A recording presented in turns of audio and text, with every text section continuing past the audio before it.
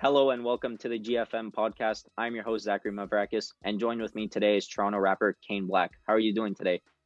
I'm all right. How are you doing, brother? Not too bad, man. So let's get into the questions. Before we get into the rap scene, I would like to know what sort of instruments did you play and which one was your favorite and why? Oh man, growing up, I played a variety of instruments. I kind of started out from the basic stuff of recorder. I did a lot of like saxophone, a couple of wind instruments. I've done percussion instruments. I've done a lot of stuff. My favorite was probably piano. I'll self-taught piano. That's probably my favorite one. And drum, playing percussion would probably have to tie with that. But piano was always my favorite to tickle at home. We had a dope piano at home. That's amazing. And why would you choose the piano over, say, the saxophone? Oh man, well, a lot less energy when it comes to the lungs, and honestly, when you play the piano, it just feels like there's this world at your fingertips that's like it's just crazy. Like, and you're sitting there and you can do so many different things and feel so many different emotions, and it's right there in front of you. And I don't know, it's just a feel for piano, and like some of the artists I've been inspired by over my lifetime, just like been a lot of piano players. So it's like it's been just something that's there. Oh, that's amazing. So what inspired you to get into music and specifically rap? Oh man, well, music in general, just growing up in a musical family, I grew up in the church, and gospel music was something that was huge in the church for me, and that's where it kind of started. And my older brother kind of like creeped us into hip hop and all that stuff, and getting into rap, it was just like I don't know, man, like rapping songs from a young age and seeing how much of the lyrics I remember and how much emphasis I could put into it, and then growing up kind of being in middle school and like meeting a group of kids that like wanted to do the same thing and had the same love for it, and then making a little group and realizing that like it takes a talent to do this, and that you kind of have the talent and it's kind of dope, and that you love expressing yourself that way, and just how much I listen to rap music and how much it affects my daily life and how much I can relay that back through the music. So it's like rap has just always been something that's been there for me, just that pattern of speech, like apart from a apart from a lesson or motivational speaking or different types of speech that can hit your mental a different way. Rap is a pattern that is laid onto music that just hits my mental so closely. Like it's amazing feeling. It gives you a different feeling, Yeah, bro. right? And in your first EP back in 2018, Cobain, you talk about how it spoke about your personal experiences with mental health and depression. And how did creating this project help you overcome that difficult time?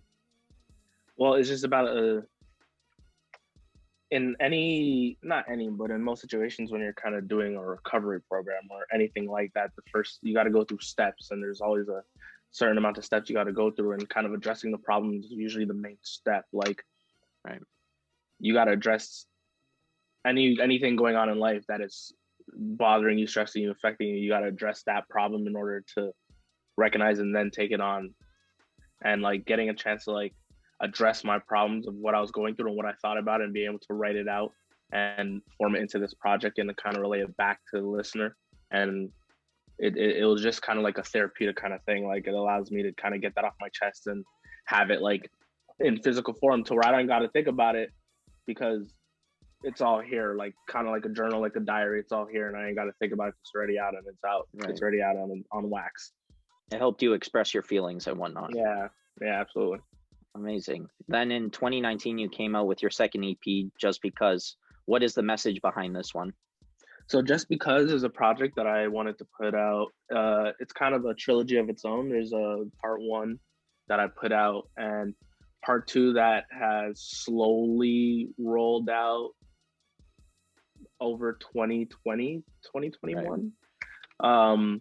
But Just Because it's a project that I wanted to make just because I could. Like, it's not a structured project of music that all blends together. It's not a mixtape of me over other rapper stuff. It's just a collection of music that I wanted to put out, like a playlist kind of sort of thing.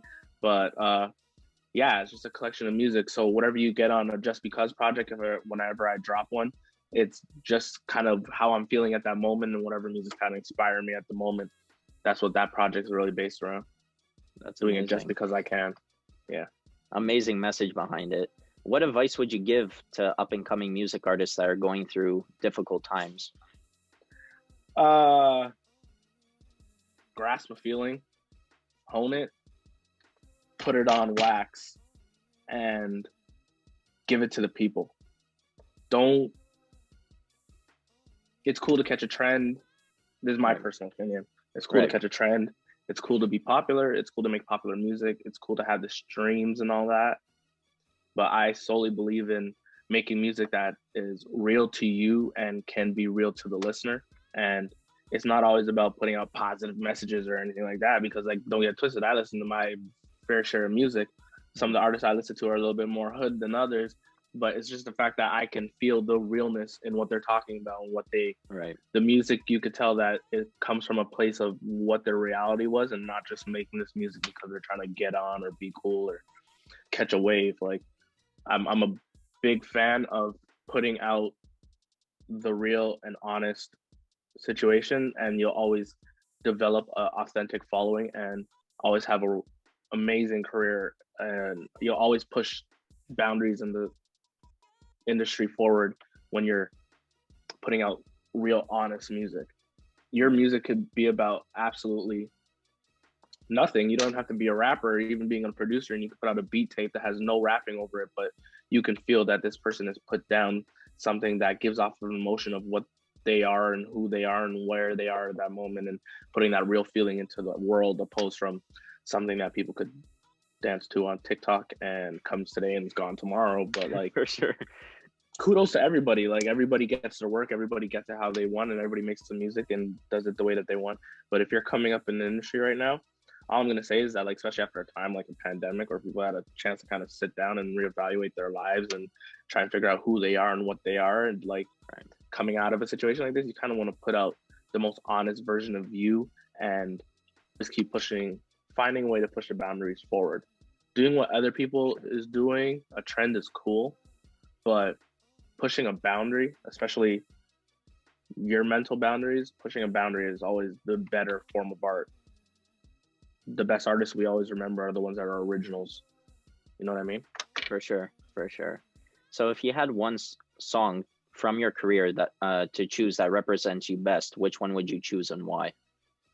A song that represents me best. I got this song that I released a couple of months ago. It's called Got You. And it's like it's kind of this dope beat made by John the Great, and it's a really dope tempo, and the sample on it's really sick. And I got a chance to kind of just rap the way that I love rapping all the time. Not that I don't rap the way I love rapping all the time, but I'm always trying to push myself to different rap patterns. But when I get comfortable in my pocket, it's always a dope feeling, because I feel like raps come off a lot better. And this song just had that tempo, and it's called Got You. It's on my Spotify and Apple Music. If you go take it in, it just has a flow that I love rapping more. And I feel like when it comes to rapping, everything I rap is real. So what gets me excited is just the flows and, like, double entendres and stuff, like, just literally the technical fun part of rapping that gets me excited, apart from what I'm saying. So, like, that song is just one of my favorite ones. Just kind of how I slide, how I kind of flow through the beat and stuff is one of my favorite ones. Definitely that song kind of reps me a little bit more. Right. Yeah. Amazing. So now that I typically interview athletes, and this is a sports podcast, if you would want one of your songs to be in a sports video game, which song would it be, and which video game would you choose and why? I got a song called Blackout with a group called Stay Out Late. Shout out Stay Love Out that Late. one. Shout out to Charlie, and shout out to Scotty.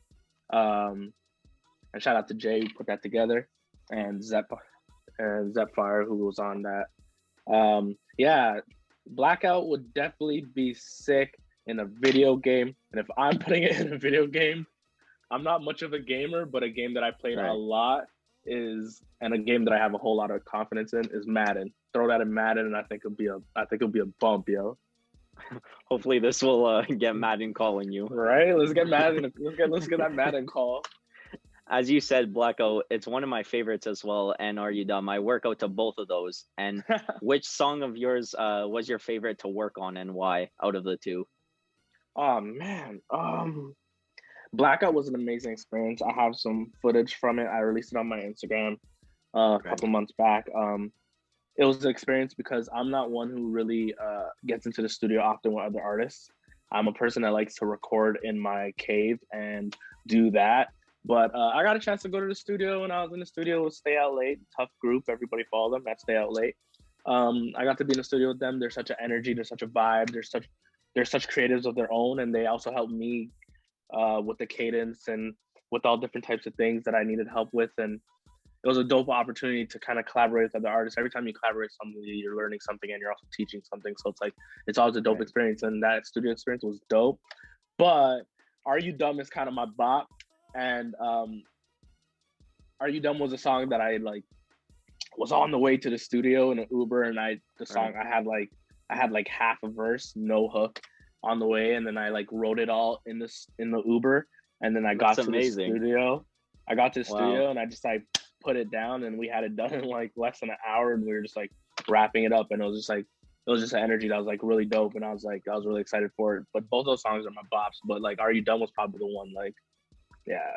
Honestly, they both are bops. I don't know what it does, but it gets my blood flowing every time I do the workouts. And like you said about the energy, like I can feel that energy when you're portraying it to everyone with, especially these two songs. Like I can just feel the vibe, and it's like it wants you to move. It's Yeah, amazing. absolutely, man. I wanted to make one of those, and that technically is supposed to be coming off. Both of those songs are technically supposed to be coming on Just Because 2, which was supposed to Amazing. drop. Little delayed right now, but like No worries. it's definitely gonna drop soon. I'll definitely take a look at that. Yeah. That is all the time we have today, though. Thank you very much for sharing your story, for answering all my questions. It was a pleasure to have you on the podcast. No worries, bro. I appreciate you, man. You already know what it is. You're my bro for Thank you. many, many years, bro. A couple too many years. Oh yeah, trust me.